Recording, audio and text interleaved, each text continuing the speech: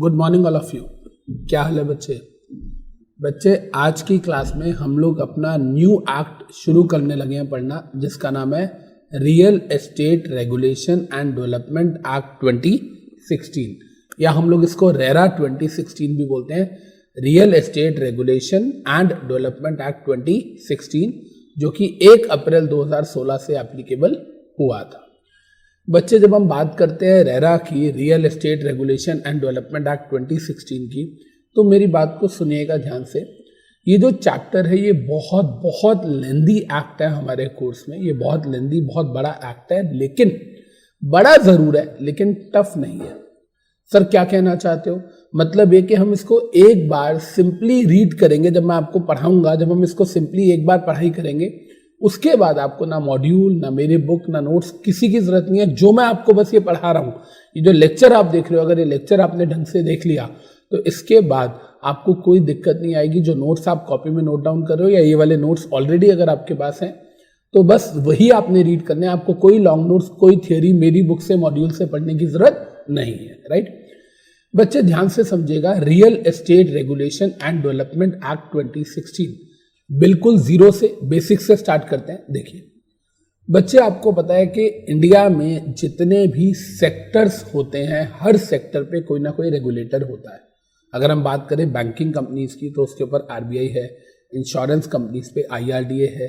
Share market में सेबी है। इसी तरीके से टेलीकॉम में ट्राई है, telecom regulatory authority of India. लेकिन रियल एस्टेट सेक्टर एक ऐसा सेक्टर है जिसके ऊपर कोई भी रेगुलेटर नहीं था। 2016 से पहले रियल एस्टेट जो सेक्टर होता है, उसके अंदर कोई भी रेगुलेटर नहीं था, जिसकी वजह से जितने भी रियल एस्टेट डेवलपर्स होते हैं, जो भी प्रोजेक्ट मैनेजर्स होते थे, जो भी कंपनीज लोगों के लिए फ्लैट बना के बेचती थी, वो सारी की सारी कंपनीज जो है अपनी मनमानी करती थी, जिसकी वजह से कंज्यूमर्स का बहुत लॉस होता था। अगर मैं बात करूं, मैं दिल्ली में रहता हूं, अगर हम बात करें दिल्ली के सराउंडिंग एरिया एनसीआर की बात करें, तो पूरा जो नोएडा है उस पर बहुत बड़ी टाउनशिप्स बनी है। इन द सेम मैनर अगर हम गुड़गांव की बात करें, तो वहाँ भी डीएलएफ से लेके, सुपरटेक्स से लेके, एटीएस से लेके बहुत बड़े प्लेयर्स ने, गौर सिटी से लेके, इन सारे जितने भी बड़े प्लेयर्स हैं, इन्होंने अपनी टाउनशिप्स बनाई हैं। या अगर हम चंडीगढ़ की बात करें, या हम बैंगलोर की बात करें, जहाँ पर भी मैंने थोड़ी बहुत प्रॉपर्टीज ले रखी हैं, मुझे उन एरियाज की नॉलेज है कि यहाँ पर बहुत बड़ी टाउनशिप्स क्रिएट हो रही हैं। अब बेटा मेरी बात को ध्यान से सुनिएगा। एक्चुअली में ये एक्ट क्यों आया, इसका क्या रेलेवेंस था, एक बार समझने की कोशिश करते हैं। देखिए, जब मेरे जैसा बंदा, आपके जैसा बंदा, कोई एक नॉर्मल पर्सन, ध्यान से समझिएगा, I am not talking about the rich person और the higher middle class person, I am talking about middle class person. आप कल को सीएस बनते हो, सीए बनते हो, सीडब्ल्यूए बनते हो, आप एक प्रोफेशनल डिग्री लेते हो, और आपकी जो सैलरी है, मान लो वो 60-70 हज़ार रुपये से स्टार्टिंग होती है, और आप 2 सालों में 1 लाख रुपीज़ पर मंथ पे आ जाते हो। आपकी शादी होती है, आपका जो स्पाउस है, आपकी हस्बैंड या वाइफ, वो भी अगर पढ़ी लिखी है, वो भी जॉब करती है, 50-60 हज़ार रुपये वो भी कमाती है, तो आप दोनों मिलके 1.5 लाख रुपये पर मंथ अर्न कर रहे हो। मेरी बात को सुनिएगा बेटा ध्यान से।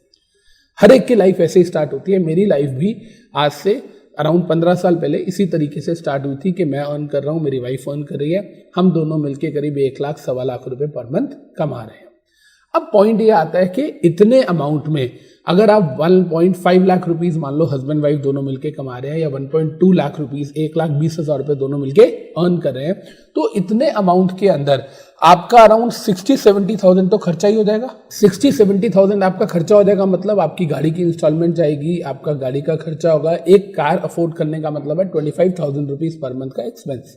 इसके अलावा आपके कुछ पर्सनल एक्सपेंसेस होंगे, होम एक्सपेंसेस होंगे, आपका रेंटल्स हो सकते हैं, आपके जो ग्रोसरी है उस सबका खर्चा अगर हम देखें तो 60-70,000 रुपीज हो जाएगा। अब एक बंदा जो 1,20,000 रुपये कमा रहा है, एक कपल, मान लो वो महीने में 40,000 रुपये पर मंथ जोड़ रहे हैं, मान लो 40,000 रुपीज पर मंथ वो सेव कर रहे हैं। नाउ माय पॉइंट इज कि अगर उन्होंने कोई फ्लैट लेना हो, वो फ्लैट है 1 करोड़ का, 60 लाख का, 40,000 रुपये पर मंथ वो जोड़ रहे हैं, और ऐसे 40,000 रुपये जोड़ते इतना तो उनके पास हो नहीं जाना 2-4-5 साल में कि वो सीधा 1 करोड़ का फ्लैट ले लें या 70 लाख का फ्लैट ले लें। तो ऐसे लोग क्या करते हैं जिनके पास अभी एग्जैक्ट अमाउंट नहीं है, कुछ लोग तो ऐसे होते हैं जिनके पास पैसे हैं, आपके पेरेंट्स के पास, मेरे पेरेंट्स के पास, हाँ यार ये वाला फ्लोर अच्छा है, कितने का है, 1 करोड़ का है, 90 लाख का है, चल यार ये ले 90 लाख दे दे। वो बिजनेसमैन लोग हैं, उनके पास एक्यूमुलेटेड फंड्स हैं। लेकिन मेरे जैसा बंदा, आपके जैसा बंदा जिसके पास अर्निंग कैपेसिटी है, हमें पता है हम अगले 5 साल में हर महीने इतना निकाल लेंगे, लेकिन हमारे पास वो फुल फ्लेज पैसा नहीं है कि हम वन टाइम पेमेंट कर सके। तो ऐसे लोग जो है वो क्या करते हैं, वो जो नई बिल्डिंग्स, नए प्रोजेक्ट्स बन रहे होते हैं उसके अंदर अपनी इन्वेस्टमेंट करते हैं। और जो डेवलपर होता है वो ये बोलता है कि जी ये प्रोजेक्ट मैं बना रहा हूँ, इसको बनने में 5 साल लगेंगे और 5 साल के अंदर जैसे जैसे प्रोजेक्ट बनेगा आप धीरे धीरे मुझे पैसे देते रहिए। जब आप बुकिंग कराएंगे तब आप इतने % पैसे दीजिए, उसके बाद जब हम जब लैंडस्केपिंग कर लेंगे तो आपसे इतने पैसे लेंगे, उसके बाद जब हम जब बिल्डिंग खड़ी करेंगे इतने पैसे लेंगे, 10th फ्लोर पे इतने पैसे, 15th फ्लोर पे इतने पैसे, जब आपके फ्लोर जो भी आप ले रहे हो उसका जब अंडर की टाइलें लगेंगी तो हम आपसे इतने पैसे लेंगे। मतलब वो ना एक सैंक्शनड प्लान बनाते हैं कि धीरे धीरे स्टेज वाइज जैसे जैसे काम कंप्लीट होता जाएगा हम आपसे इतने इतने पैसे लेते जाएंगे। तो कहने का मतलब जितने भी अपकमिंग न्यू जनरेशन होती है उनके पास उतना फंड नहीं होता, तो वो कंस्ट्रक्शन लिंक्ड प्लान वाले प्रोजेक्ट्स में इन्वेस्ट करना पसंद करते हैं और वैसे भी उनके पास इसके अलावा और कोई ऑप्शन नहीं होता। लेकिन माय पॉइंट इज कि अगर हम बात करें नोएडा की, गुरुग्राम की, बैंगलोर की, कोयम्बटूर की, तो यहाँ ऐसी जगहों पे बहुत सारी, हैदराबाद की बहुत सारी टाउनशिप और रेजिडेंशियल सोसाइटीज़ हैं। अब होता क्या है, जब ये रेजिडेंशियल सोसाइटीज़ में लोग आते हैं मेरे जैसे और ये लोग कहते हैं ठीक है जी पैसे दे दो, हम दे देते हैं और फिर धीरे धीरे ये हमसे इंस्टॉलमेंट्स लेते रहते हैं। लेकिन प्रॉब्लम कहाँ आती है? प्रॉब्लम आती है जब ये हमें टाइमली प्रोजेक्ट डिलीवर नहीं कर पाते। मेरे जैसा आदमी सोचता है कि मैं किराया दे रहा हूँ, अभी 3 साल में मेरा घर बन जाएगा, मैं किस्तें पे कर रहा हूँ, हर महीने जो भी ये कंपनी मांगती है मैं पे कर देता हूँ और 3-4 साल में मुझे पोजीशन मिल जाएगा, उसके बाद मैं अपने रेंटल सेव कर पाऊंगा। लेकिन प्रॉब्लम कहाँ आती है? 4 साल का बोला था कंपनी ने। 2013 में मैंने खुद एक प्रोजेक्ट में इन्वेस्टमेंट करी थी जिसमें कंपनी ने कहा था 2016 में हम आपको पोजीशन दे देंगे।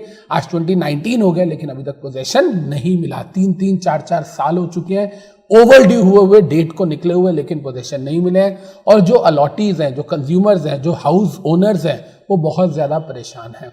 जब गवर्नमेंट को रियलाइज हुआ कि इंडिया में ये एक बहुत बड़ी प्रॉब्लम बनती जा रही है तो गवर्नमेंट ने एक रेगुलेटर लाया जिसका नाम था रेरा। लेकिन मैं आपको एक चीज बता दूं, रेरा तो आया ही आया, रेरा के आने से काफी सारी चीजें स्मूथ लाइन हुई। लेकिन आप सोच के देखो 2016 में रेरा आया, इसके बाद चीजें स्मूथ हुई और you can say stream line हुई। लेकिन इससे जो पुराने प्रोजेक्ट्स थे जिन्होंने ऑलरेडी हाथ खड़े कर दिए उनका क्या हुआ?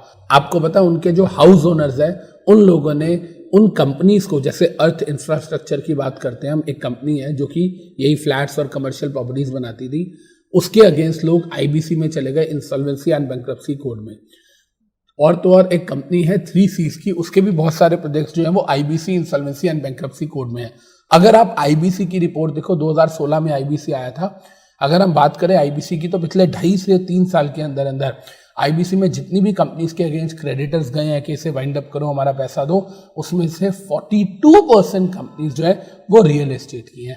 तो आप सोच के देखिए रियल एस्टेट कंपनीज की कितनी बुरी परफॉर्मेंस चल रही होगी, जो कि 42% ऑफ दी कंपनीज जो प्रोजेक्ट डेवलपर्स हैं वो अपने अलॉटीज को या अपने कंज्यूमर्स को टाइमली घर प्रोवाइड नहीं कर पा रहे हैं, राइट। तो इन सारी चीज़ों को मद्देनजर रखते हुए गवर्नमेंट को लगा कि यार हमें एक लॉ बनाना चाहिए। ये लॉ जो बनेगा रेरा, इससे क्या होगा?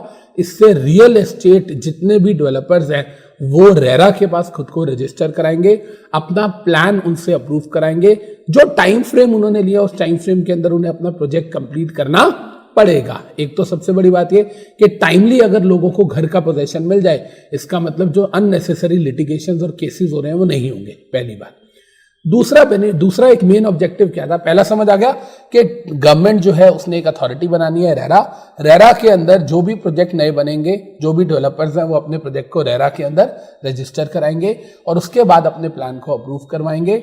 उस प्लान को उस टाइम पीरियड के हिसाब से आपको कंप्लीट करना है उस प्रोजेक्ट को। और कहता है इससे अगर टाइमली पोजीशन मिलेगा तो जो अननेसेसरी लिटिगेशंस हो रही हैं, केसेस हो रहे हैं, वो नहीं होंगे। ये एक पहला ऑब्जेक्टिव था। दूसरा ऑब्जेक्टिव इस एक्ट को लाने का क्या था कि जितने भी डेवलपर्स हैं, जितने भी रियल एस्टेट डेवलपर्स हैं, इनके ऊपर कोई रेगुलेटर होना चाहिए। क्यों? क्योंकि हर डेवलपर या हर प्रोजेक्ट मैनेजर या हर जो प्रोजेक्ट ओनर, जिसको हम प्रमोटर कह रहे हैं इस एक्ट के अंदर, मान लो जैसे गौर सिटी है तो वो एक प्रमोटर है जो अपने प्रोजेक्ट को बना के सेल करिए, जेपी एसोसिएट्स है वो एक प्रमोटर है। अब होता क्या है, जितने भी रियल एस्टेट डेवलपर्स हैं सबका काम करने का अपना तरीका है, कोई यूनिफॉर्म प्रैक्टिसेस नहीं है, कोई स्टैंडर्ड कोड ऑफ कंडक्ट नहीं है। कहता है इस वजह से भी गवर्नमेंट को लगता है बड़ी प्रॉब्लम आती है, तो गवर्नमेंट ने कहा कि एक अथॉरिटी बनाएंगे जो एक स्टैंडर्ड गाइडलाइंस बनाएगी जो पूरे इंडिया में जितने भी डेवलपर्स हैं सबको फॉलो करनी पड़ेगी। तो मोरल ऑफ द स्टोरी इसके सर रेरा का मेन ऑब्जेक्टिव क्या था, इस एक्ट को लाने का मेन ऑब्जेक्टिव क्या था कि भाई साहब जितनी लिटिगेशंस हैं वो कम हो, जितने भी डेफिशिएंसी इन सर्विसेज के केसेस हैं वो कम हो, और जितने भी प्रोजेक्ट्स हैं वो टाइमली कंप्लीट हो, टाइमली लोगों को पोजेशन दिया जाए, एक स्टैंडर्डाइज कोड ऑफ कंडक्ट या स्टैंडर्डाइज पॉलिसीज लाई जाए ताकि एक डेवलपर और दूसरे डेवलपर के काम करने का तरीका बिल्कुल सेम हो। अब पॉइंट ये आता है सर, एक डेवलपर के काम करने का तरीका दूसरे डेवलपर से प्रैक्टिसेस आप यूनिफॉर्म क्यों करना चाह रहे हो, आप स्टैंडर्डाइजेशन क्यों करना चाह रहे हो? सुनिए, क्योंकि ऐसा कई बार हुआ है कि एक डेवलपर ने प्रोजेक्ट शुरू किया, सुनिएगा ध्यान से, एक डेवलपर ने प्रोजेक्ट शुरू किया, जैसे अर्थ इंफ्रास्ट्रक्चर की बात करते हैं। अर्थ इंफ्रास्ट्रक्चर ने 2011 में एक प्रोजेक्ट शुरू किया था नोएडा के अंदर, ग्रेटर नोएडा के अंदर, लेकिन 2015 आते आते वो अपने प्रोजेक्ट को कंप्लीट नहीं कर पाया। तो फाइनली उसने डिसाइड किया कि मैं ये प्रोजेक्ट किसी और को ट्रांसफर कर रहा हूँ, कोई और मेरे व्याप पे इसे कंटिन्यू करे। तो जब अर्थ इंफ्रास्ट्रक्चर ने ये वाला जो प्रोजेक्ट चल रहा था, जो नहीं कर पा रहा था वो पूरा, उसने गौर सिटी को बेचने की कोशिश की। गौर सिटी ने जब पूरा स्टडी की तो उसने लेने से मना कर दिया कि नहीं भाई, तूने जो अपना स्टैंडर्ड बनाया, तूने जिस तरीके से काम किया, मेरा काम करने का तरीका अलग है, मैं नहीं परचेज कर सकता, सॉरी मैं तेरे प्रोजेक्ट को नहीं परचेज कर पा रहा। तो ये भी एक प्रॉब्लम थी। तो गवर्नमेंट को लगा कि जितने भी डेवलपर्स हैं उनका जो काम करने का तरीका है, उनका जो भी उनका कंस्ट्रक्शन करने का तरीका या जो भी उनके स्टैंडर्ड नॉर्म्स है वो फिक्स होने चाहिए जो सब पे एप्लीकेबल होते हैं। राइट बच्चे? तो इसका मतलब रेरा क्या है? अगर मैं अभी तक जो बताया आपको मैं एक बार डिस्कस करना चाहूँ तो real estate regulation and development act 2016 है। इस एक्ट के अंदर एक अथॉरिटी बनाएगी रेरा नाम की, जो कि रियल एस्टेट का रेगुलेटर है, जैसे बाकी सेक्टर्स में रेगुलेटर्स होते हैं। इसका मेन ऑब्जेक्टिव क्या था कि डेफिशिएंसी इन सर्विसेज होती हैं, जितने अलॉटीज हैं उनको टाइमली पोजेशन नहीं मिल पाता है, जिसकी वजह से लिटिगेशंस होती हैं। तो एक बॉडी आए जो नजर रखे, सारे प्रोजेक्ट्स और डेवलपर्स जितने भी हैं उनको अपने प्रोजेक्ट को रेरा के अंदर रजिस्टर करवाना पड़ेगा, और रजिस्ट्रेशन के बाद टाइमली जो सैंक्शन प्लान है, जो प्लान है वो अप्रूव कराएंगे, टाइमली आप डिलीवरी करोगे, पोजेशन दोगे, जिससे जो कंज्यूमर है उसको डेफिशिएंसी नहीं मिलेगी और कंज्यूमर केसेस करना बंद कर देगा। इन शॉर्ट सब कुछ टाइमलाइंस के हिसाब से हो ताकि केसेस ना हो। और दूसरी बात, जितने भी डेवलपर्स हैं वो एक फिक्स फॉर्मेट पे एक स्टैंडर्ड प्रैक्टिसेस करें, मतलब एक डेवलपर का काम करने का तरीका दूसरे डेवलपर से यूनिफॉर्म होना चाहिए। राइट बच्चे? अब देखिए, सबसे पहले हम आते हैं क्वेश्चन नंबर 1 पे। मैंने कहा हमारे टॉपिक का नाम है RERA, real estate regulation and development act 2016, जो 1 अप्रैल 2016 से इफेक्टिव हुआ था। यही बताया बच्चे मैंने आपको। जब हम बात कर रहे हैं रेरा की तो मैंने कहा इंट्रोडक्शन में, अब देखिएगा, अब मैं आपको बता चुका हूं, अब सिर्फ आपको सुननी है मेरी बातें, इसमें ज्यादा टाइम नहीं लगेगा। मैं देखिए कहता है रियल एस्टेट सेक्टर जो है, हम बोल रहे हैं real estate regulation and development act. कहता है रियल एस्टेट का मतलब क्या? कहता है रियल एस्टेट के 3 मतलब है। इसमें 3 चीजें आती हैं, आपकी रेजिडेंशियल बिल्डिंग्स जो घर है हमारे, इसके अलावा जितनी कमर्शियल बिल्डिंग्स है जो मॉल्स वगैरह होते हैं, और तीसरा जो इंफ्रास्ट्रक्चर है, जो सरकारी चीजें होती है, जिसमें मेट्रो आ जाती है, जिसके अंदर फ्लाईओवर्स आ जाते हैं, ये सारी चीजें जो ये इंफ्रास्ट्रक्चर में आ जाती है। तो कहने का मतलब हाउसिंग, कमर्शियल एंड इंफ्रास्ट्रक्चर। कहता है ये 3 चीजें जो है ये पिलर्स ऑफ इकोनॉमी है। एक चीज याद रखिएगा, जो भी चीज मैं आपको पढ़ा रहा हूं, जो लैंग्वेज है ये एज पर हमारे मॉड्यूल है, ये कह रहा है रियल एस्टेट में there are 3 component which are the pillars of economy, जिसमें रेजिडेंशियल, कमर्शियल एंड इंफ्रास्ट्रक्चर आता है। अब देखिए क्या कह रहा है, कहता है रियल एस्टेट सेक्टर में एक बहुत बड़ी प्रॉब्लम थी। वो प्रॉब्लम क्या थी? एब्सेंस ऑफ रेगुलेटर, कोई रेगुलेटर नहीं था, एंड लैक ऑफ स्टैंडर्डाइजेशन, कोई स्टैंडर्डाइज्ड प्रैक्टिसेस नहीं थी, जिसकी वजह से फाइनली पार्लियामेंट ने एक नया एक्ट इनैक्ट किया जिसका नाम था रेरा 2016। इसका मेन ऑब्जेक्टिव क्या था? To protect the rights and interest of consumers. Consumers मतलब अलॉटीज, जिन्होंने घर खरीदा है, उनके राइट्स को, उनके इंटरेस्ट को प्रोटेक्ट किया जाए, plus promotion of uniformity and standardisation of business practices. यही बात मैंने आपको बताई। राइट बच्चे? Am I clear? चलें आगे। अब देखिए, अब यहां पर बात आती है, कहता है सर ये जो एक्ट है रेरा 2016, एक चीज याद रखिएगा, हम इस एक्ट को भी रेरा बोलते हैं, रेरा 2016, और हम जो अथॉरिटी है रियल एस्टेट रेगुलेशन अथॉरिटी, उसको भी हम रेरा बोलते हैं।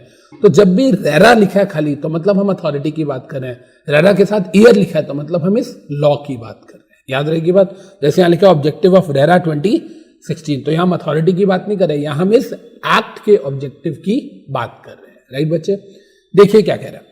सबसे पहले कह रहा है जो भी प्रमोटर्स हैं, प्रमोटर वर्ड आप बार बार सुनेंगे और अलॉटी वर्ड भी आप बार बार सुनेंगे। प्रमोटर मतलब जिस कंपनी का प्रोजेक्ट है, जैसे कि मैंने कहा गौर सिटी का प्रोजेक्ट है, तो गौर सिटी में मैंने अपना फ्लैट बुक कराया तो मैं अलॉटी हो गया और गौर सिटी प्रमोटर हो गया। तो कहता है प्रमोटर्स जो है वो अलॉटीज के लिए अकाउंटेबल हो, पहली चीज। दूसरी चीज कहता है सब कुछ ना ट्रांसपेरेंट होना चाहिए, फेयर प्ले होनी चाहिए। एक्चुअली क्या होता है, पहले जब आप क्या करते हो, फ्लैट बुक कराने जाते हो तो वो कहते हैं सर हम आपको ये देंगे ऐसे देंगे, सब कुछ होता है। बाद में पता चलता है धीरे धीरे कुछ हिडन कॉस्ट, हिडन एक्सपेंसेस निकलने स्टार्ट हो जाते हैं। ये भी एक बहुत बड़ी प्रॉब्लम है। बार बार फ्लैट ओनर्स कहते हैं जी आपने ये तो पहले बताया नहीं। वो कहते हैं क्यों जी, आपने एग्रीमेंट किया था उसमें साइन नहीं किया, देखो उसमें लिखा हुआ है। अब यार हम 40 पेजेस का एग्रीमेंट थोड़ी पढ़ता है कोई, हम तो बस सिंपल अपना फ्लैट बुक कराते हैं। हम तो वही लोग हैं जो आई डू करके या नेक्स्ट करके अपना कोई भी साइन करना हो इलेक्ट्रॉनिकली, कोई हमने वेबसाइट पे जाना हो, या हमने कोई लॉगिन आईडी करना हो, या हमने कोई एग्रीमेंट, हमने बैंक अकाउंट खुलवाना है, हमने डीमैट अकाउंट खुलवाना है, हमने ये परचेज करना है, हम इसमें तो 50 पेजेस का फॉर्म थोड़ी पढ़ते हैं। जहां वो टिक करते हैं वहां साइन लग कर देते हैं। तो कहता है ये बहुत बड़ी प्रॉब्लम है कि भाई वो फेयर प्ले नहीं खेलते, वो बाद में हिडन एक्सपेंसेस हमें बताते हैं जो गलत है। राइट, कहता है और ये एक्ट क्यों आया था, कहता है ये एक्ट आया था ताकि जितने भी फ्रॉड्स हैं, और फ्रॉड से ज्यादा बड़ी प्रॉब्लम क्या है, जितने भी डिलेज हैं, जितने भी आप टाइम पीरियड आने के बाद जो आपकी टाइमलाइन होती है उस पर आप डिलीवरी नहीं करते, पोजीशन नहीं देते और वो डिले होते रहते हैं, ओवरड्यू होते रहते हैं, उन पे रोक लगाई जा सके, मतलब ट्रांसपेरेंसी बढ़ाई जा सके और फ्रॉड और डिलेज को कम किया जा सके। तो पहले 3 पॉइंट समझ आए, promoters are accountable, they are answerable to the allottees, fair play और ट्रांसपेरेंसी बढ़ाई जाए, जितनी भी हिडन कॉस्ट है कुछ नहीं होनी चाहिए, आप पहले सब कुछ डिस्क्लोज करोगे, and thirdly fraud and delays कम हो जाए। आगे देखिए, कहता है जी एक प्रोफेशनलिज्म आना चाहिए इस लाइन में, जितने भी लोग रियल एस्टेट का काम लाला टाइप फॉर्मेट में कर रहे हैं ऐसा नहीं होना चाहिए, प्रॉपर प्रोफेशनलिज्म होना चाहिए, प्रॉपर उनकी रजिस्ट्रेशन होनी चाहिए, प्रॉपर उसके लिए अथॉरिटीज होनी चाहिए, everything should be in a plan manner. और कहता है जी सिमिट्री होनी चाहिए इन्फॉर्मेशन की, सिमिट्री मतलब बिटवीन प्रमोटर एंड अलॉटी, जहां पर भी पीआर आ रहा है मतलब प्रमोटर, एई आ रहा है मतलब अलॉटी। अब ये कह रहा है कि भाई ऐसा नहीं होना चाहिए कि प्रमोटर आदि बातें अलॉटी को बताए ही नहीं, जैसे ना वो झूठ बोलते, प्रमोटर झूठ बोलता है। कैसे झूठ बोलता है सुनिए, मान लो आपने एक प्रोजेक्ट डेवलप करना है जिसमें 40 अथॉरिटीज का अप्रूवल चाहिए, 40 सरकारी डिपार्टमेंट्स का अप्रूवल चाहिए, लैंड से लेके एमसीडी से लेके इलेक्ट्रिसिटी से लेके वाटर सीवेज से लेके 40 अथॉरिटीज का अप्रूवल चाहिए। 40 में से अभी आपको सिर्फ मिला है 10 अथॉरिटीज का अप्रूवल, और आप बोलते हो approval almost all the approvals has been taken except few. इसका मतलब आप चीटिंग कर रहे हो। 40 में से 10 मिल रहे हैं और आप बोल रहे हो almost all the approvals has been taken. कहता है ऐसा नहीं होना चाहिए, जो प्रमोटर्स को इन्फॉर्मेशन है वही सेम इन्फॉर्मेशन वो अलॉटी को देगा, उनको कुछ भी वो मिस रिप्रेजेंटेशन या मिस गाइड नहीं करेगा। तो कहता है सिमेट्री ऑफ इंफॉर्मेशन होनी चाहिए between promoter and allottee. Right, अच्छा एक चीज और बताता हूं, कहता है जब आप ये एक्ट को आगे पढ़ोगे तो आपको पता चलेगा, बार बार आएगा, what are the functions and duties and responsibilities of promoter. मैंने क्या वर्ड बोला, functions, duties and responsibilities of promoter. ऐसे आएगा what are the functions, rights and duties and responsibilities of allottee. तो भाई अलॉटी की भी कुछ रिस्पॉन्सिबिलिटीज होती हैं। ऐसा नहीं कि आपने फ्लैट में खरीद लिया, पैसा दे दिया, कभी आप जा नहीं रहे, आप कोई उसकी कोई डेवलपमेंट या कंस्ट्रक्शन नहीं देख रहे। जनरली लोग ऐसे ही करते हैं, फ्लैट ले लेते हैं, 2-2 साल जाते ही नहीं, जब बन रहा है तो क्या करना जाके। कहता है ऐसा नहीं होता, आपको एनुअल मीटिंग होती है एसोसिएशन ऑफ अलॉटीज की, आपको जाना चाहिए। तो रिस्पॉन्सिबिलिटीज फिक्स करी है इस एक्ट ने between promoter and allottee. Right, और कहता है इसके अलावा एक बॉडी बनाई गई है जो ओवरऑल सारे कामों को देखती है, जिसका नाम है RERA, real estate regulatory authority. अच्छा, रेरा के बारे में मैं आपको एक इंपॉर्टेंट चीज बता दूं, सुनिएगा। हमें ऐसा लगता है जैसे सेबी है, या जैसे ट्राई है, या जैसे IRDA है, या जैसे RBI है, ऐसे रेरा है। रेरा ऐसा नहीं है। RERA is not like all these authorities. ये सारी अथॉरिटीज है ना, सेबी हो गई या RBI हो गई, ये सब एक अथॉरिटीज है, एक ही RBI है इंडिया में। रेरा ऐसा नहीं है, रेरा हर स्टेट में अलग है। इंडिया में सेबी एक है, RBI एक है, IRDA एक है, ट्राई एक है, लेकिन रेरा जो है अथॉरिटी ये पूरे जितनी भी स्टेट्स हैं इंडिया में, हर स्टेट की अपनी रेरा होगी, मतलब एक अथॉरिटी नहीं होगी। Real estate regulation authority is a wrong word, मैं बोलूंगा रियल एस्टेट रेगुलेशन अथॉरिटीज, क्योंकि हर स्टेट की अपनी रेरा होगी। कई स्टेट्स में एक से ज़्यादा भी हो सकते हैं, जैसे यूपी में 3 रेरा का सेटअप लगाया जा रहा है, और कई स्टेट्स ऐसी भी हो सकते हैं जो छोटी स्टेट्स हैं, उसमें दोनों में मिलकर एक ही अथॉरिटी बनाई जाए। याद रखिएगा ये बात। कहता है एस्टैब्लिशमेंट किया जा रहा है, इस एक्ट में किया गया रेगुलेटरी ओवरसाइट मैकेनिज्म का, मतलब वही रेरा जो है वो ऊपर से नजर रखेगी, और अगर कोई भी झगड़ा होता है तो उसको फास्ट ट्रैक में रिजॉल्व किया जाए, जो भी झगड़ा है उसका रिजोल्यूशन जो है वो जल्दी से जल्दी हो सके। सिंपल सी बात है, वो भी कौन करेगा? रेरा करवाएगा। और कह रहा है लास्ट में, देखिए क्या कह रहा है, कह रहा है to promote good governance and create investor confidence. यार अगर हम बात करते हैं आज की डेट में, तो लोगों को रियल एस्टेट से डर लगता है, लोगों को लगता है, मैं मेरी अपनी बात करूं अगर मैं, तो मैंने आज तक ऐसे प्रोजेक्ट्स में 3 बार फंडिंग, 3 बार इन्वेस्टमेंट करी है। सुनिएगा ध्यान से, मैंने 3 बार ऐसे प्रोजेक्ट्स में इन्वेस्टमेंट करी है, एंड ट्रस्ट मी 3 में से एक प्रोजेक्ट का पोजीशन मुझे मिला, अभी 2 पेंडिंग है। एक का पोजीशन 2015 में मिलना था, एक का 16 में मिलना था, आज 4-5 साल हो चुके हैं और अभी तक मुझे पोजीशन नहीं मिला। तो कहता है इससे क्या होता है, इन्वेस्टर का जो कॉन्फिडेंस है वो शेक हो जाता है, और फिर इन्वेस्टर रियल एस्टेट में पैसा नहीं लगाते, जो कि गलत है। तो कहता है ऑब्जेक्टिव में हमें समझ आया, पहला प्रमोटर्स अकाउंटेबल हो, दूसरा फेयर प्ले हो, तीसरा डिलेज ना हो, चौथा प्रोफेशनलिज्म और सिमेट्री और सारी इन्फॉर्मेशन बताएं, पांचवा इस एक्ट में प्रमोटर और अलॉटीज की कुछ रिस्पॉन्सिबिलिटीज हैं जिनको फिक्स किया गया है, छठा रेगुलेटरी मैकेनिज्म है जिसको हम रेरा या डिस्प्यूट रेजोल्यूशन मैकेनिज्म भी कह सकते हैं। और कहता है इससे क्या होगा, जब ये सारी चीज़ें स्ट्रीमलाइन हो जाएंगी तो इन्वेस्टर का जो रियल एस्टेट में, या जो प्रमोटर्स है रियल एस्टेट के, जिनको हम डेवलपर्स कहते थे, हम उन्हें प्रमोटर्स कह रहे हैं हम इस एक्ट के अंदर, जितने भी रियल एस्टेट प्रमोटर्स हैं उन पे लोगों का इन्वेस्टर शेकन हो चुका है, शेक ऑफ हो चुका है, तो वो दोबारा से रीगेन कर सके। That's it.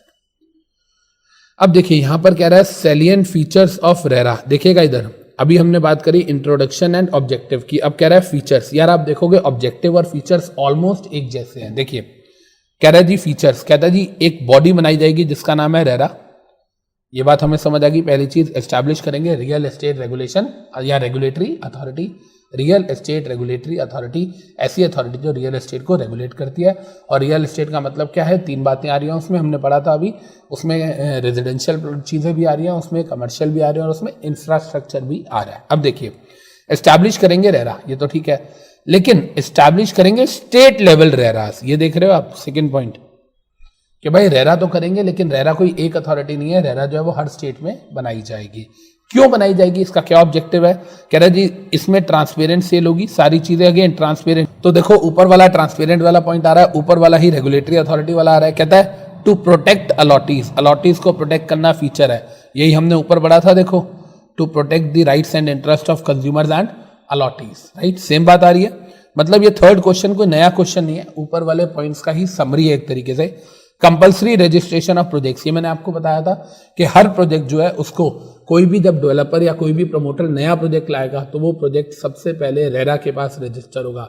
आजकल क्या होता है, जब भी हम रेडियो पे एफएम वगैरह पे न्यूज़ सुनते हैं कि ऐसे ऐसे नया प्रोजेक्ट आया, हम बोलते हैं रेरा से रजिस्टर हुआ है, वो स्पेशली बताते हैं जी ये रेरा से रजिस्टर्ड है, वो ऐसे दिखाते हैं जी हाँ जी हमने रजिस्टर करा लिया है, हम बहुत पक्के हैं और हम बड़े अच्छे हैं। सच्चाई है कि भाई रजिस्ट्रेशन कराना वॉलंटरली नहीं है, वो मैंडेटरी है, तो आपको तो वैसे भी कराना पड़ेगा। तो रेरा रजिस्टर्ड प्रोजेक्ट, ये कोई खास बात बोलने की जरूरत नहीं है, ये तो ज़बरदस्ती की रेडियो एफएम पे कभी आप सुनना है लाइन आती है रेरा रजिस्टर्ड प्रोजेक्ट, भाई सारे project has to be registered with RERA.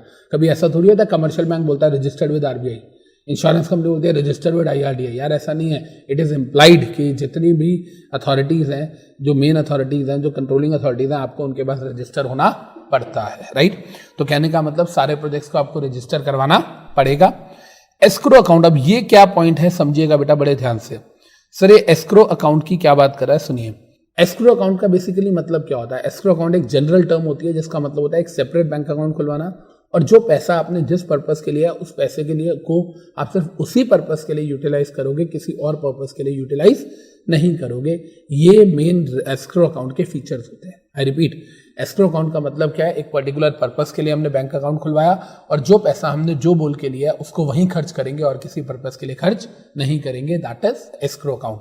वही बात यहाँ पर आ रही है कि जब एक प्रमोटर ने लोगों से पैसा लिया है तो जो भी पैसा उसने लिया है वो पैसा सिर्फ और सिर्फ उस प्रोजेक्ट की ही कंप्लीशन में लगाएगा और उससे रिलेटेड एक्टिविटीज में लगाएगा। आउट ऑफ द वे जाके उस पैसे को आप स्पेंड या एक्सपेंडिचर नहीं करोगे, दैट्स इट। कहता है इस एक्ट के अंदर यह भी दिया गया है कि रेरा जो है वो आप पे पेनल्टीज भी लगा सकता है और उसके प्रमोटर्स को जेल भी भेज सकता है, बिल्कुल हो सकता है।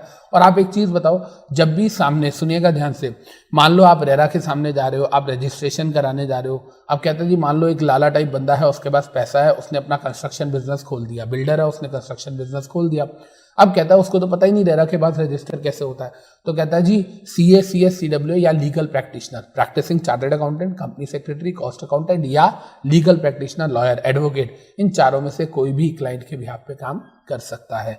तो लीगल रिप्रेजेंटेशन किस किस को मिली, CA CS CWA and lawyers को मिली, राइट बच्चे, am I clear with this. तो अभी तक अगर हम बात करते हैं तो हम लोगों ने क्या पढ़ लिया, बेसिक इंट्रोडक्शन पढ़ लिया। उस बेसिक इंट्रोडक्शन में हमने क्या पढ़ा कि भाई जब भी हम बात करते हैं, पुराने जमाने में या आज से करीब 10 साल पहले ये एक प्रॉब्लम आई कि जितने भी डेवलपर्स हैं, प्रमोटर्स हैं, वो अपना प्रोजेक्ट शुरू कर देते हैं लेकिन टाइमली लोगों को पोजेशन नहीं दे पाते हैं फ्लैट्स का, जिस वजह से अलॉटीज और कंज्यूमर्स परेशान होते हैं। अलॉटी कंज्यूमर एक ही बात है, परेशान होते थे, फिर बाद में केसेस होते थे। और दूसरी बात, दो डेवलपर्स हैं इंडिया में, इतने सारे डेवलपर्स या बिल्डर हैं, सबका काम करने का तरीका अलग है, कोई सेट स्टैंडर्ड और कुछ यूनिफॉर्म प्रैक्टिसेस होनी चाहिए, जिसके लिए रेरा बनाया गया।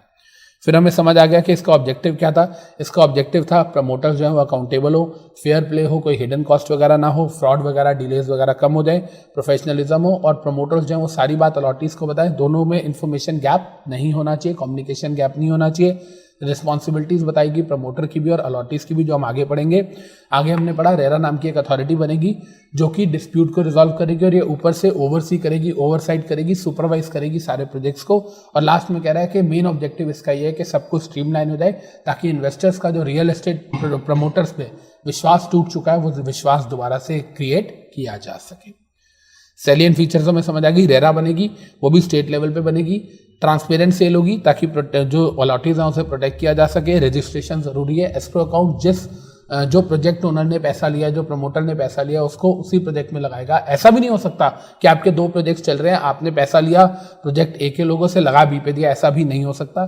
जिस प्रोजेक्ट ओनर, जिस प्रोजेक्ट के लिए आपने पैसा लिया है, जो पेमेंट जिस प्रोजेक्ट के रिस्पेक्ट में है, उसको उसी पे आप खर्च करोगे या उससे इंसिडेंटल या एंसिलरी रिलेटेड एक्टिविटीज पे खर्च करोगे, उसको कहीं और आप खर्च नहीं कर सकते। पेनल्टीज भी लगती हैं और साथ में मैंने बोल दिया CA CS CWA या लॉयर रिप्रेजेंट कर सकते हैं इस एक्ट में केसेस को, राइट। अब देखिए कहता है sir advantages of RERA. Sir RERA की एडवांटेजेस क्या है बेटा, फिर घूम फिर के बात वही आ रही है। ये जो पहले 4 क्वेश्चन है ना, इंट्रोडक्शन, ऑब्जेक्टिव, फीचर्स, एडवांटेजेस, घूम फिर के वही बात कह रहे हैं जो मैंने आपको स्टोरी बताई। टाइमली प्रोजेक्ट्स कंप्लीट हो, अगर टाइमली प्रोजेक्ट्स कंप्लीट होंगे तो केसेस कम हो जाएंगे, रिडक्शन इन लिटिगेशन। तो पहला टाइमली कंप्लीशन ऑफ प्रोजेक्ट्स, मैंने आपको बोला सैंक्शन प्लान में टाइमलाइन होगी, उस टाइमलाइन में आपको प्रोजेक्ट कंप्लीट करना पड़ेगा। रिडक्शन इन लिटिगेशन, ये भी मैंने कहा, जब सब कुछ टाइमली होगा, सब कुछ स्ट्रीमलाइन हो जाएगा तो केसेस कम से कम होंगे, ट्रांसपेरेंट हो जाएंगी हो चीजें, प्रोजेक्ट प्लानिंग हो। मैं बार बार इसको बोल रहा हूं कि आपको जब एक प्रोजेक्ट शुरू करना है तो आपको अपना प्लान रेरा से अप्रूव करवाना पड़ेगा, रेरा से या कंपीटेंट अथॉरिटीज हम पढ़ेंगे इसके अंदर। इस एक्ट में there are certain competent authorities जिसके बाद आपको जाके अपना प्रोजेक्ट का प्लान सैंक्शन करवाना पड़ेगा। आगे कह रहा है कस्टमर मैनेजमेंट। वही कस्टमर मैनेजमेंट मतलब जो कस्टमर ग्रीवियंसेस हैं उसको मैनेज किया जाए, हो रहा है इजीली। अब आपका फोरम बन गया, वहां जाके कंप्लेंट लॉन्च कर सकते हो। FDI भी बढ़ गया, यस ये तो है। देखो पुराने अगर हम बात करें आज से जब ये रेरा नहीं था तो उस टाइम पर क्या था, बाहर के लोग भी इंडिया में जब आते थे तो रियल एस्टेट सेक्टर में पैसा लगाते हुए डरते थे। क्यों डरते थे? FDI नहीं लगाते थे रियल सेक्टर में। क्यों नहीं लगाते थे? इसका रीज़न है कि यार इंडिया में जो प्रमोटर्स हैं उनको उन्हें विश्वास नहीं था इंडिया में। क्योंकि देखो आप कहीं पर भी पैसा लगाओगे, आप एक घर खरीद रहे हो, मान लो ऑस्ट्रेलिया या कनाडा में, इंडियन हो, आप ऑस्ट्रेलिया में घर खरीद रहे हो, आपको पता है कि यार ऑस्ट्रेलिया में जब आप घर खरीद रहे हो वहाँ की अथॉरिटीज़ बहुत अच्छी हैं और आपका घर जो है, आपके राइट्स पूरे प्रोटेक्ट होंगे। लेकिन अगर आप मान लो किसी ऐसी कंट्री में, अफगानिस्तान में खरीदते हो, आपको पता है वहाँ पे पता नहीं कौन कब्जा कर लेगा। इसका मतलब FDIs जो है, फॉरेन डायरेक्ट इन्वेस्टर्स जो है, उन्हें इंडिया में रियल एस्टेट में पैसा लगाने में डर लगता था। तो क्योंकि कोई रेगुलेटरी अथॉरिटी नहीं थी, एक प्रॉपर सिस्टम नहीं था, अब कहता सिस्टम आ गया, तो इंडिया में जब से ये सिस्टम आया तब से बाहर के लोग जो हैं वो इंडिया में रियल एस्टेट सेक्टर में भी इन्वेस्टमेंट्स करने लगे हैं, जिससे एफडीआई बढ़ गया है, राइट। तो I repeat, timely projects complete होंगे, केसेस नहीं होंगे, ट्रांसपेरेंसी होगी, प्रोजेक्ट प्लान तरीके से टाइमलाइन में कंप्लीट होगा, कस्टमर मैनेज होंगे, ग्रीवियंसेस के लिए एक प्रॉपर सिस्टम बनाया गया और एफडीआई बढ़ गया, क्योंकि बाहर के लोगों को जो फॉरेन डायरेक्ट इन्वेस्टर्स हैं उनको अब इंडियन रियल एस्टेट पे confidence, Indian real estate sector पे विश्वास हो गया और उनका एक कॉन्फिडेंस बिल्डअप हो गया कि हाँ अब इंडिया में जो भी होगा वो बड़ा सिस्टमैटिकली होगा, राइट बच्चे। चलें आगे। अब देखिए, अब हम आते हैं नेक्स्ट चीज पे जो कि डेफिनेशंस हैं। बेटा बड़े ध्यान से देखिएगा, आपके कोर्स में there are 31 definitions in your module. हमारे मॉड्यूल में 31 डेफिनेशंस दी गई हैं। सर क्या वो 31 की 31 हमें पढ़नी है? बिल्कुल पढ़नी है। सर क्या वो सारी की सारी इंपॉर्टेंट है? यार देखो, मैं ये नहीं कहूँगा कि 31 इंपॉर्टेंट है, लेकिन हाँ 31 में से 22 23 इंपॉर्टेंट है। और दूसरी बात, जो इंपॉर्टेंट नहीं है वो एक एक लाइन की है। और सबसे बड़ी बात यह है कि इस एक्ट में अगर आप बात करेंगे तो हमारे मॉड्यूल में 90% जगहों पे सेक्शंस के नाम नंबर नहीं दिए गए। जैसे डेफिनेशंस है सेक्शन 2 में होती हैं, क्लॉजेज होते हैं 2 क्लॉज 1 2 क्लॉज 2, ऐसा कुछ गिवन नहीं है हमारे मॉड्यूल में, ऐसा कुछ भी गिवन नहीं है। देखो अगर मैं आपको दिखाना चाहूँ तो पेज नंबर 387 से देखो स्टार्ट हो रहा है and it will go till 464, मतलब अप्रॉक्सीमेटली 60 पेजेस का चैप्टर है। मैंने कहा था ना बहुत बड़ा टॉपिक है, लेकिन बहुत आसान टॉपिक है ये। ध्यान से देखते हैं बच्चे।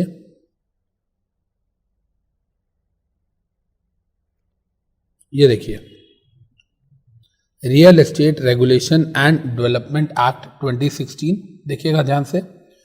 जब हमने इसको शुरू किया तो ये इंट्रोडक्शन, ऑब्जेक्टिव एंड रीजंस, यही सारे देखो हमने रीजंस पढ़े हैं। Accountability, fair play, professionalism, symmetry of information, दोनों की रिस्पॉन्सिबिलिटी है प्रमोटर और लॉटी की, oversight mechanism, fast track dispute and good governance. देख रहे हो, सेम एज पर मॉड्यूल जो लिखा है हमने उसी को उसी लहजे में पढ़ा है।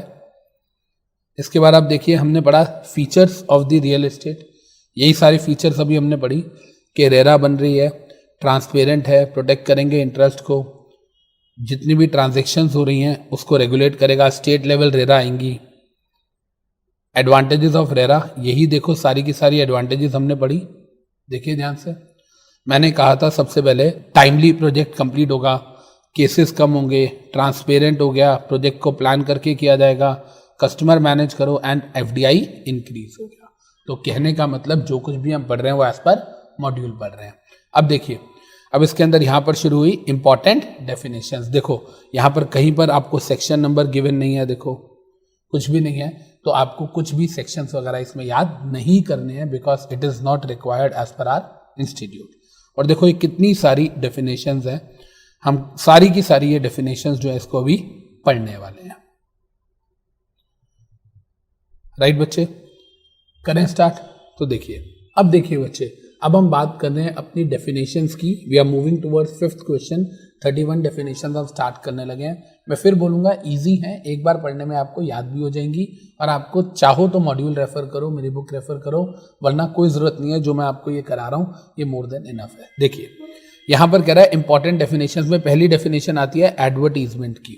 कहता है सर एडवर्टीजमेंट का क्या मतलब है? यार आप एक चीज़ बताओ ना, जितने भी रियल एस्टेट डेवलपर्स होते हैं इनके बड़े बड़े रोड साइड पे होर्डिंग्स लगे होते हैं, यहाँ तक कि इनके प्रोस्पेक्टस होते हैं, न्यूज़पेपर में एडवर्टीजमेंट्स आती हैं, रेडियो पे आती हैं। कहता है ये सब क्या है? एडवर्टीजमेंट्स, जिसमें कोई भी प्रमोटर लोगों को इनवाइट कर रहा है कि हाँ जी हमने एक स्कीम निकाली है या हमने एक प्रोजेक्ट निकाला है, आप चाहो तो आप इसमें अपना घर बुक करा सकते हो, आप चाहो तो आप इसमें अपनी दुकान बुक करा सकते हो, आप चाहो तो इसमें अपना फ्लैट बुक करा सकते हो, आप चाहो तो इसमें अपना शोरूम बुक करा सकते हो, आप चाहो तो इसके अंदर अपनी यूनिट बुक करा सकते हो। कहता है जो मर्जी बोलो, यूनिट बोलो, अपार्टमेंट बोलो, या आप शोरूम बोलो, या घर बोलो, फ्लैट बोलो। कहता है जी बात एक ही है, जब भी कोई डॉक्यूमेंट लोगों को इस बारे में बता रहा है तो it is a kind of advertisement. देखिए कहता है एडवर्टीजमेंट में कोई डॉक्यूमेंट हो सकता है, नोटिस हो सकता है, या सर्कुलर हो सकता है। राइट, ये डॉक्यूमेंट, नोटिस, सर्कुलर, इससे आपको पता चल रहा है कि रिटन है। या कह रहा है पब्लिसिटी इन एनी फॉर्म, जैसे मैं अभी रेडियो की बात कर रहा था। राइट, और तो और अगर आपको पता हो तो एक प्लेयर है रियल एस्टेट में, आम्रपाली। आम्रपाली की अगर हम बात करते हैं तो उस आम्रपाली प्रोजेक्ट के अंदर धोनी साहब की भी पार्टनरशिप है। उनकी जो वाइफ है साक्षी धोनी, उनकी भी पार्टनरशिप है। They are the directors in Amrapali, और आम्रपाली भी टाइमली लोगों को पोजेशन नहीं दे पा रहा है, अगर आपने देखा हो तो। मैं ये बात आम्रपाली के बीच में क्यों ला रहा हूँ, क्योंकि बेटा मैंने ना आम्रपाली के बारे में बहुत सारी टीवी पे, रेडियो पे बार बार एडवर्टीजमेंट्स आती थी, कि project guaranteed bye Dhoni, project guaranteed bye Dhoni, Indian captain की पहली पसंद, इस तरीके से रेडियो पे, एफएम पे एडवर्टीजमेंट्स आती थी। तो कहता है चाहे डॉक्यूमेंट हो, चाहे पब्लिसिटी किसी और फॉर्म में हो, डॉक्यूमेंट, नोटिस या सर्कुलर, या पब्लिसिटी किसी भी फॉर्म में हो जिसमें, या ऑफर फॉर सेल हो। अब सर ऑफर फॉर सेल का क्या मतलब है? बेटा मेरी बात को बहुत बहुत ध्यान से सुनिएगा जो मैं कह रहा हूँ। What does this word offer for sale means? सुनिएगा मेरी बात को। देखिए एक छोटा सा एग्जाम्पल लेते हैं। एक है गौर सिटी, एक है आम्रपाली, एक है सुपरटेक। क्या ये तीनों के तीनों अपने जो प्रोजेक्ट्स लॉन्च करते हैं उसको सेल करते हैं? बिल्कुल करते हैं। एडवर्टीजमेंट करते हैं। लेकिन ये तीनों के तीनों क्या करते हैं? एक रियल एस्टेट एजेंट है जिसका नाम है इन्वेस्टर्स क्लिनिक। यह है रियल एस्टेट एजेंट।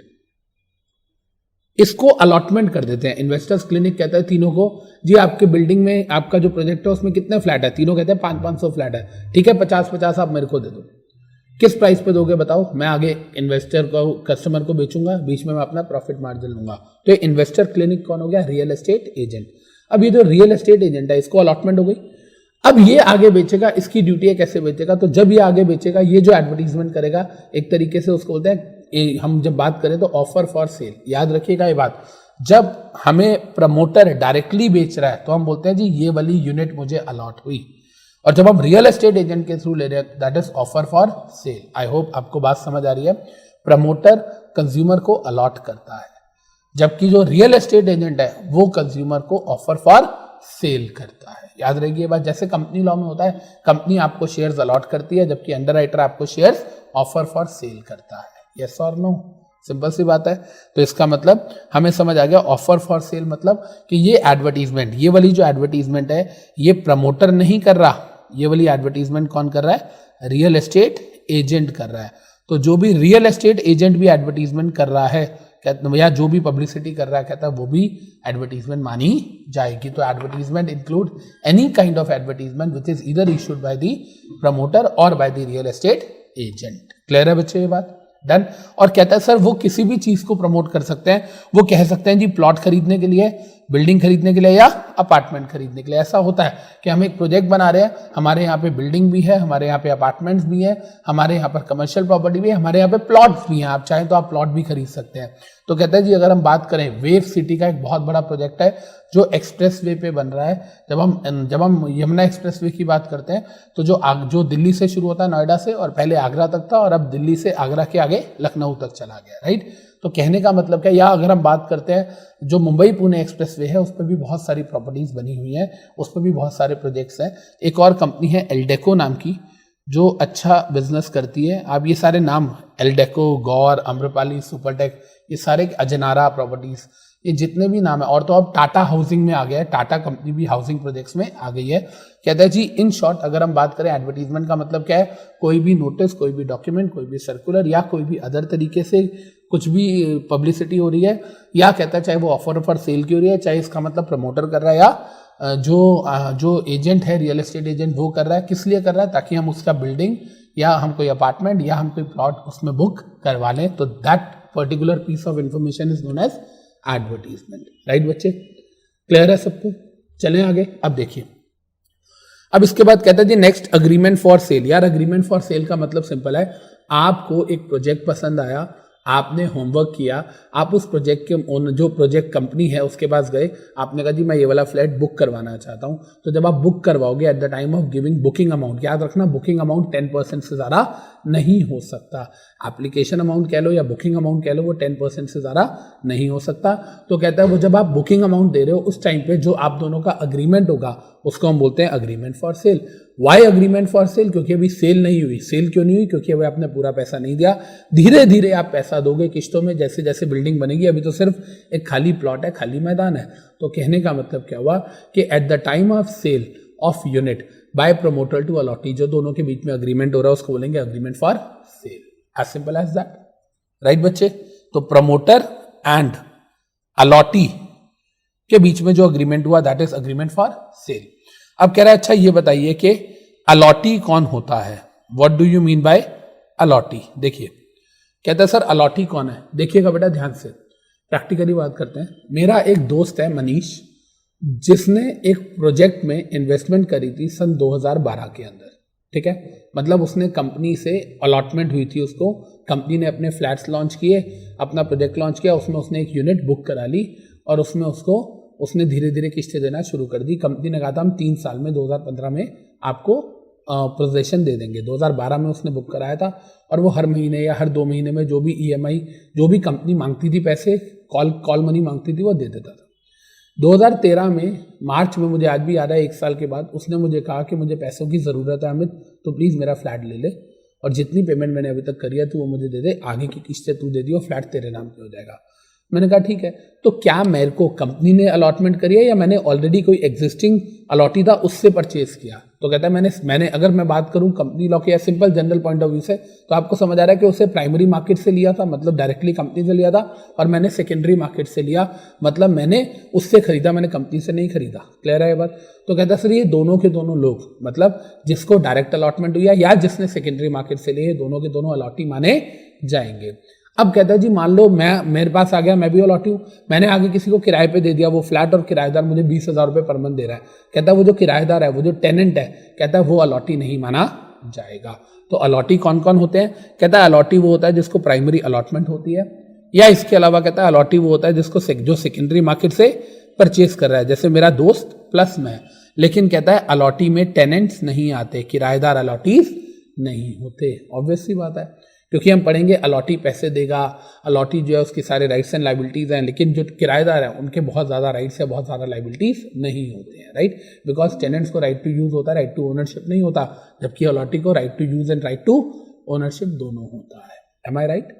समझ आती है इतनी बात। तो अलॉटी में कौन आएगा, जिसको फ्रेश अलॉटमेंट हुई है वो भी अलॉटी है, और जिसने सेकेंडरी मार्केट से खरीदा है। मैं आपको एक चीज़ और बताता हूँ, सुनिएगा ध्यान से। एक्चुअली में ना कंपनीज क्या करती है, देखिए बेटा मैं आपको ना कंपनीज की रियलिटी समझाता हूं, देखिएगा। ये कंपनी ने एक प्रोजेक्ट लगाया, ठीक है, पूरी बात समझिएगा। कंपनी ने एक प्रोजेक्ट लगाया, इस प्रोजेक्ट में कंपनी ने कहा कि हम अभी पहला टावर लॉन्च कर रहे हैं, फर्स्ट टावर, और कंपनी ने कहा कि हम इसका प्राइस रख रहे हैं 4,000 रुपये पर स्क्वायर फीट, 1 फीट 4,000 रुपये का। तो जो भी इस टावर में फ्लैट बुक कराना चाहे 4,000 रुपये पर स्क्वायर फीट पे करा सकता है, कंपनी ने ऐसा बोला, ठीक है।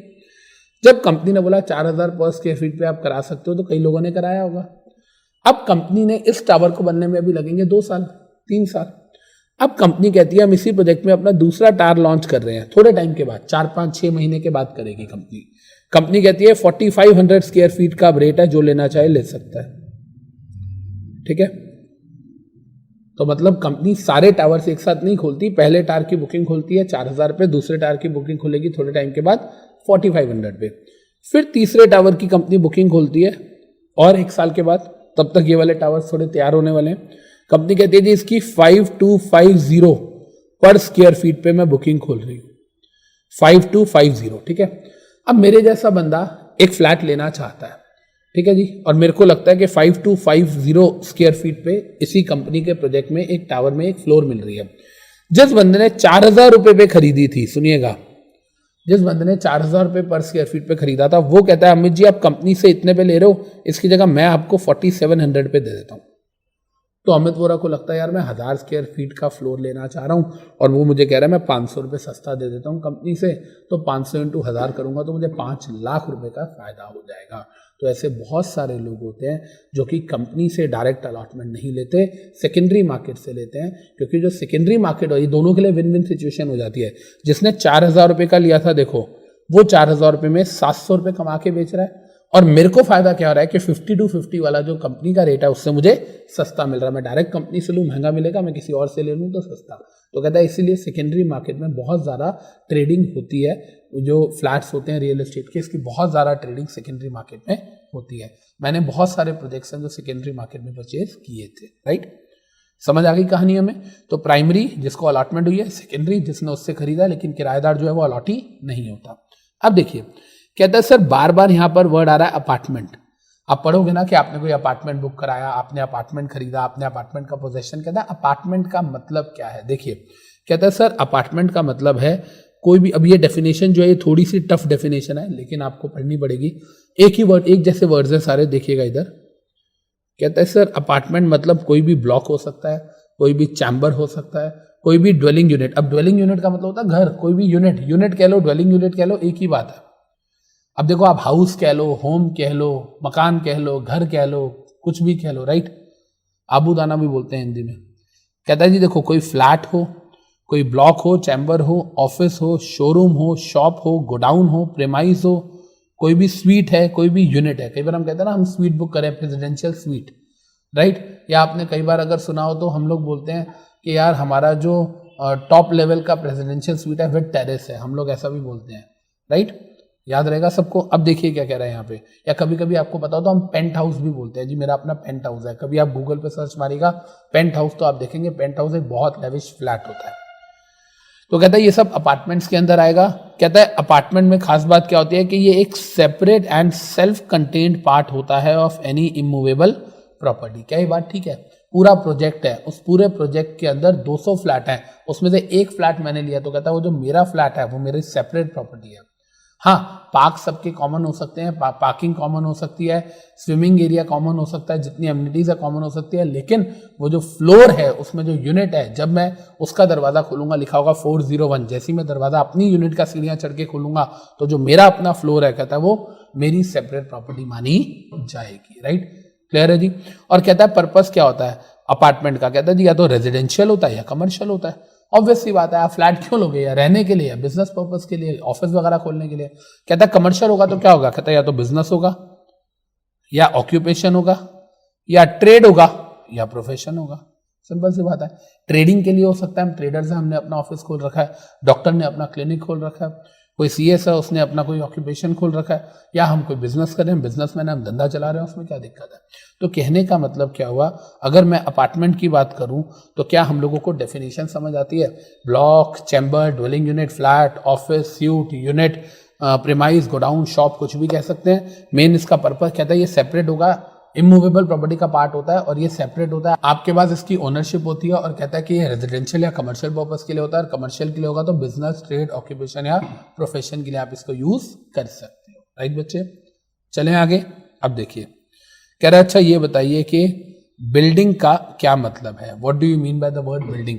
कहता है सर बिल्डिंग का मतलब है कोई भी स्ट्रक्चर, कोई भी ढांचा, कोई भी इरेक्शन, मतलब कोई भी खड़ा, मतलब एक होता है प्लॉट, एक होता है बिल्डिंग। आई होप आपको समझ आ रहा है कि प्लॉट, लैंड और बिल्डिंग में क्या फर्क है, सबको पता है। कहता है वो जो बड़ा सा स्ट्रक्चर क्रिएटेड है उसको हम क्या बोलते हैं? बिल्डिंग। वो स्ट्रक्चर हो सकता है, इरेक्शन एक ही बात है, स्ट्रक्चर को ही इरेक्शन बोलते हैं। कहता है वो बिल्डिंग रेजिडेंशियल भी हो सकती है या कमर्शियल भी हो सकती है। ऑब्वियस सी बात है, रेजिडेंशियल बिल्डिंग होती है उसमें फ्लैट्स होते हैं, जो कमर्शियल बिल्डिंग है उसके अंदर ऑफिसेज होते हैं। और कहता है कमर्शियल होंगी तो किस लिए होंगी? वही बिजनेस, ऑक्यूपेशन, ट्रेड या profession, as simple as that, right? तो इसका मतलब क्या है? क्या ये चैप्टर हमें बहुत टफ लग रहा है? नहीं सर, हम सिंपल तरीके से समझ रहे हैं और हमें चीजें समझ आ रही है। बिल्डिंग का मतलब क्या है? स्ट्रक्चर या इरेक्शन जो रेजिडेंशियल या कमर्शियल होगा, जिसमें आप कोई भी बिजनेस, ऑक्यूपेशन, ट्रेड या प्रोफेशन कर सकते हो, राइट? अब आगे कहता है सर कारपेट एरिया। यार ये कारपेट एरिया जो है ना, ये बड़ी रेलेवेंस वाली चीज है, बड़ी इंपॉर्टेंट चीज है, सुनिएगा ध्यान से ऑल ऑफ यू। और इसकी ना बहुत जबरदस्त तरीके से एक इम्पैक्ट आया इसका। देखिए मैं आपको बताता हूं, पूरी बात को समझते हैं। देखिए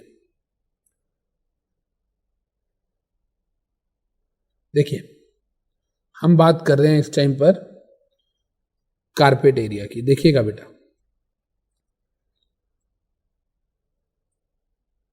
एक्चुअली क्या होता है, आपने एक फ्लैट बुक करवाया मान लो, और वो जो फ्लैट है उसका 1000 स्क्वायर फीट है।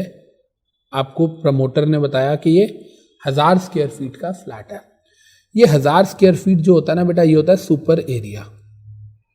सुपर एरिया का मतलब है कि इसके अंदर, सुपर एरिया का मतलब है कि इसके अंदर पार्किंग भी है, इसके अंदर सारी एमिनिटीज जो, देखो एक चीज सोचो, जो डेवलपर ने इतना बड़ा प्रोजेक्ट बनाया उसमें ग्रीन एरिया भी बनाएगा, बच्चों के खेलने का भी बनाएगा, स्विमिंग पूल भी बनाएगा, राइट, सारी चीजें बनाएगा, तो वो सुपर एरिया में आता है। सुनिएगा, 1000 स्क्वायर फीट।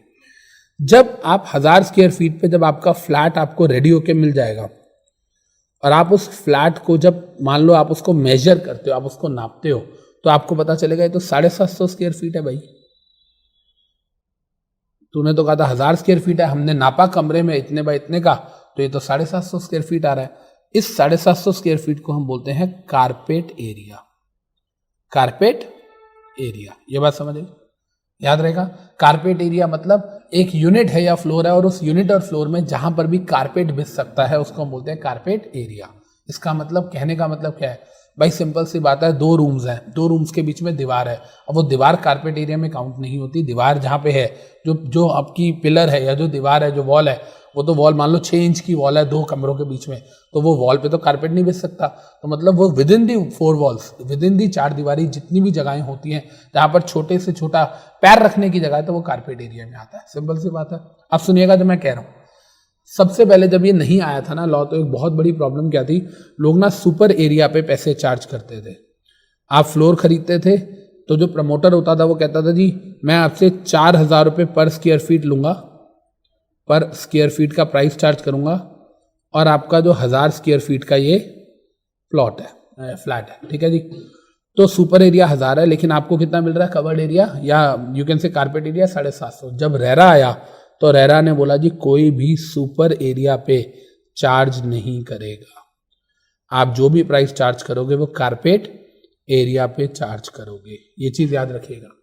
रेरा आने के बाद एक रूल क्या आया, कोई भी सुपर एरिया पे चार्ज नहीं करेगा, जो करेगा वो कारपेट एरिया पे। इसका मतलब ये कि 4000 रुपये पर square feet into 750 square feet हो गया ये प्राइस और ये साइज। तो जो गवर्नमेंट है, गवर्नमेंट ने ये पॉलिसी क्यों बनाई कि आपको सुपर एरिया के लिए पैसे लेने का राइट नहीं है, आपको सिर्फ क्या राइट लेना है, आपको कारपेट एरिया के हिसाब से प्राइसिंग लेनी है। अब जब ये रूल आया तो भाई सब जितने प्रमोटर्स हैं उनकी तो लग गई कि ये क्या हो गया हमारे साथ। तो प्रमोटर्स ने अल्टीमेटली क्या किया भाई, सिंपल सी बात है, धंधा तो करना ही है, बिजनेस तो करना ही है, लॉस तो खाना नहीं है। उन्होंने क्या करा, अपना प्राइस बढ़ा दिया। यहाँ पे प्राइस बढ़ा के उन्होंने 5000 कर दिया, सिंपल सी बात है। तो कहने का मतलब क्या हुआ, moral of the story is, वो मर्जी है आपकी, आप फेयर गेम खेलो, आप प्राइस बढ़ा दो, लेकिन आप ये नहीं कह सकते कि we are charging for the super area.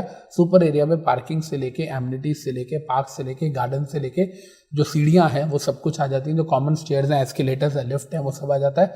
लेकिन कारपेट एरिया का मतलब है जो एरिया आपकी 4 दीवारी के बीच में, जब आप फ्लोर अपना खोलते हो, जो गेट आप अपने फ्लैट का खोलते हो, अंदर जो जितनी भी जगह है अदर देन वॉल्स, हम उसे कारपेट एरिया बोलते हैं। लेकिन एक चीज और बता दूं, कई लोगों को आपको पता होगा बरांडा होता है, बरांडा बेड़ा होता है, या आपने कई बार सुना होगा बालकनी होती है, हर रूम के साथ एक खिड़की होती है, आप खोल के बाहर आगे बालकनी होती है। वो जो बालकनी है, वरांडा है, टेरेस है, कहता है ये सारी चीजें कारपेट एरिया के अंदर नहीं आती, ये सारी चीजें कारपेट एरिया का पार्ट नहीं है। देखिए मैं क्या कह रहा हूं, ध्यान से देखते हैं एक बार। देखिए बेटा, कह रहा है सर कारपेट एरिया का मतलब है net usable floor of an apartment, net usable floor of an apartment. ये बात तो समझ आई। एक्सक्लूडिंग द एक्सटर्नल एरियाज, वो एक्सटर्नल एरियाज क्या है, वॉल्स, शाफ्ट, एक शाफ्ट आप समझते हो, आपके घर में भी एक शाफ्ट होती होगी जो वॉशरूम और किचन के बीच में होती होगी, जहां से सारी की सारी गैसेस और चिमनी का जितना भी धुआं हुआ है वो निकलता है, राइट। तो कहता है वो शाफ्ट का एरिया भी नहीं आता कारपेट एरिया में, वहां मैंने कहा ना वहां पर आप कुछ कर नहीं सकते। बालकनी, वरांडा, ओपन टेरेस्ड एरिया, ये सारी चीजें नहीं आती, डन।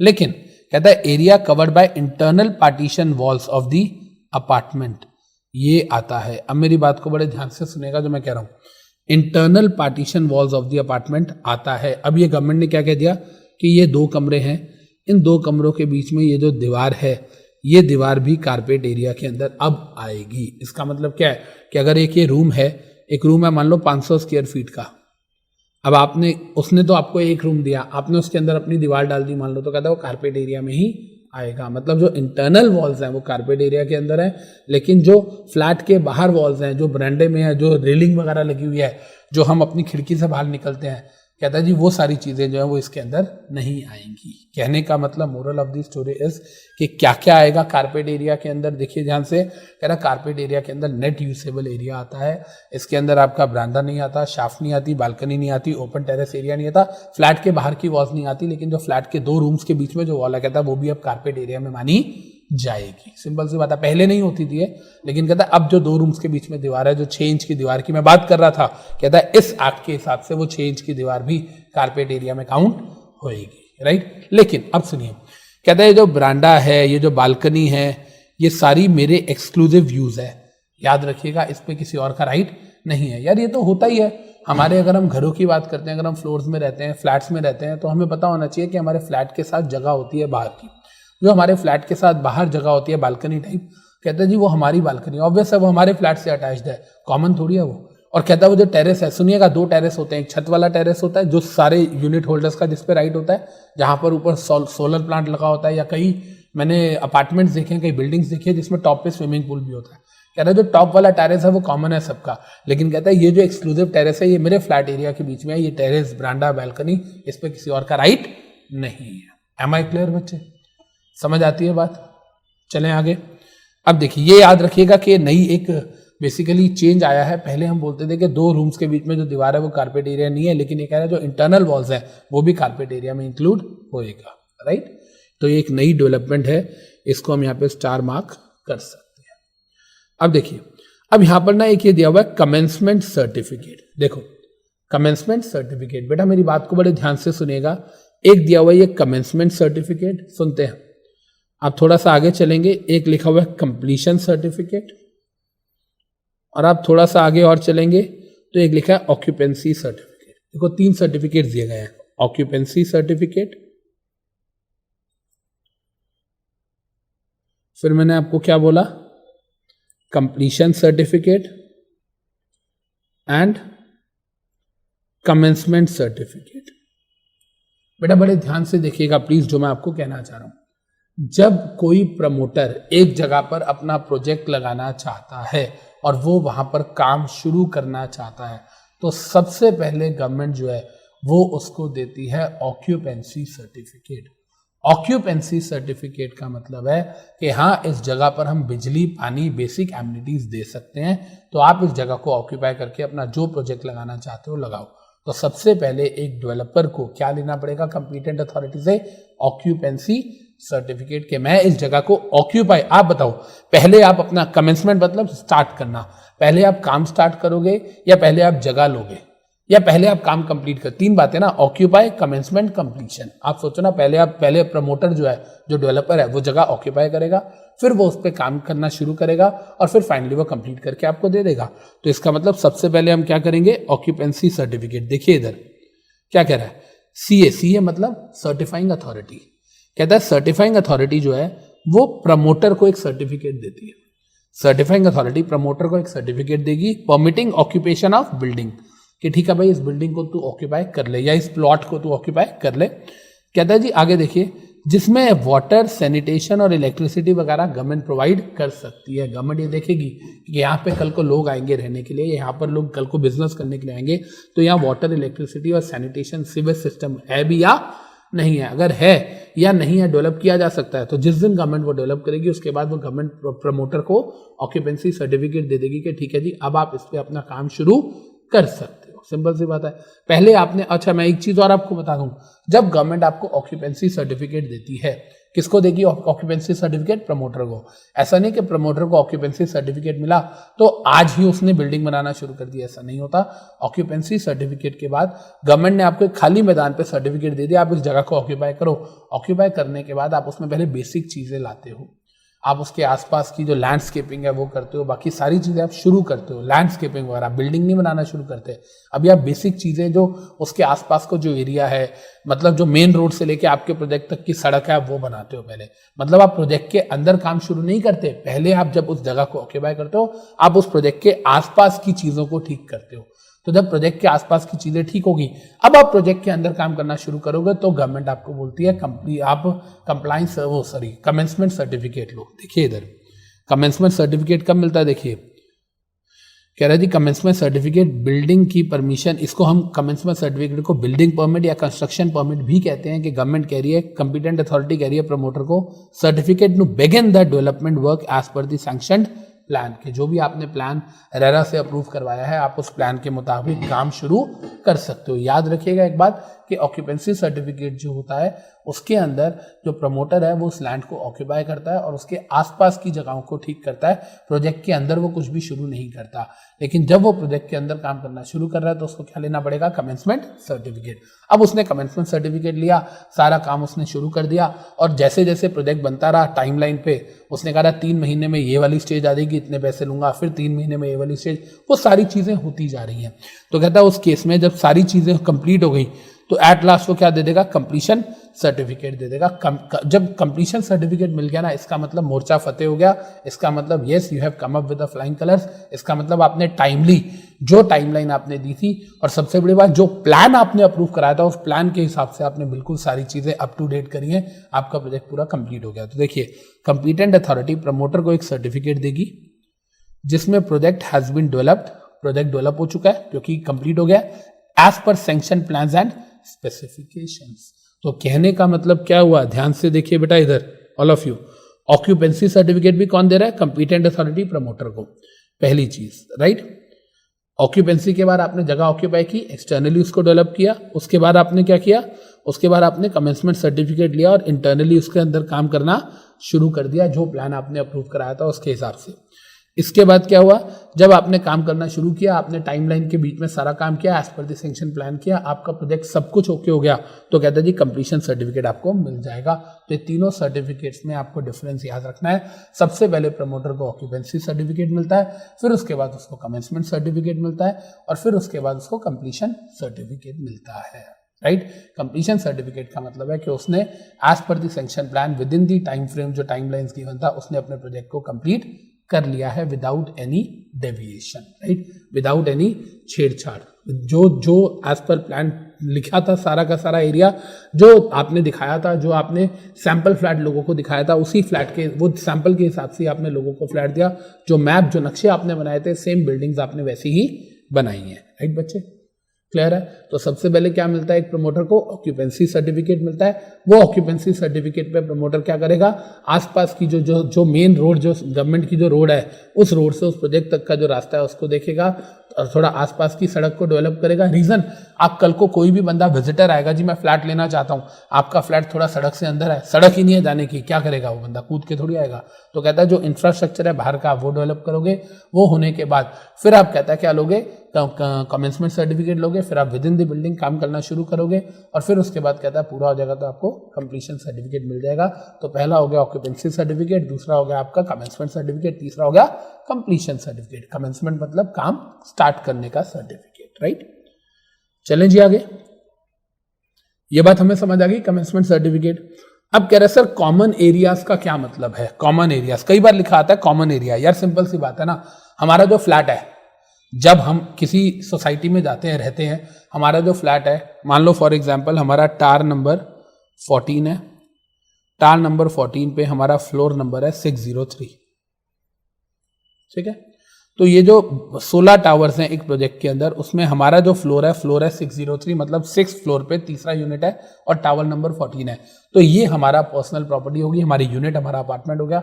इसके अलावा जितनी भी चीजें हैं, सीढ़ियाँ, द मोमेंट आप सोसाइटी में एंटर करते हो, सोसाइटी के गेट से लेके गार्डन है, प्लेइंग एरिया है, कम्युनिटी सेंटर है, उसके अलावा जहाँ पर आपका पूरा इलेक्ट्रिसिटी का बैकअप है, जहाँ पर आपका पूरा solar water plant, solar heater plant लगे हुए हैं, इसके अलावा जो आपके लिए थोड़ी सी एक छोटी सी डिस्पेंसरी है, उसके अलावा एक कोई मीटिंग रूम है, इसके अलावा स्विमिंग पूल है, जिम है, जिम्नेजियम, जितनी भी चीज़ें हैं इस, या सीढ़ियाँ हैं, एलिवेटर्स है, एस्केलेटर है। What is the difference between escalator and elevator? जो एस्केलेटर्स होते हैं वो तो होते हैं वो सीढ़ियाँ जो हम मॉल्स में देखते हैं, इलेक्ट्रॉनिक स्टेयर्स, उसको हम एस्केलेटर्स बोलते हैं। जो लिफ्ट होती है उसे हम एलिवेटर्स बोलते हैं, याद रहेगा, लिफ्ट मतलब एलिवेटर्स एंड जो सीढ़ियाँ होती हैं इलेक्ट्रॉनिक स्टेयर्स मतलब एस्केलेटर्स। तो देखिए कह रहा है सर एंटायर लैंड एरिया जो होता है वो कॉमन एरिया में आता है। Staircase, lift and lobby, staircase में मैं कह सकता हूँ नॉर्मल सीढ़ियाँ भी और एस्केलेटर्स भी। लिफ्ट एंड लॉबी के अंदर क्या आ गया, बेसिकली एलिवेटर्स। एंट्रेंस और एग्जिट जहाँ से होती है, बेसमेंट्स हो गई, पार्किंग एरिया हो गया, पार्क्स हो गए, प्ले एरिया हो गया, ये सारी की सारी चीज़ें। सर्विस पर्सोनल्स लॉजिंग एरिया, अब ये क्या है, सर्विस पर्सोनल लॉजिंग एरिया।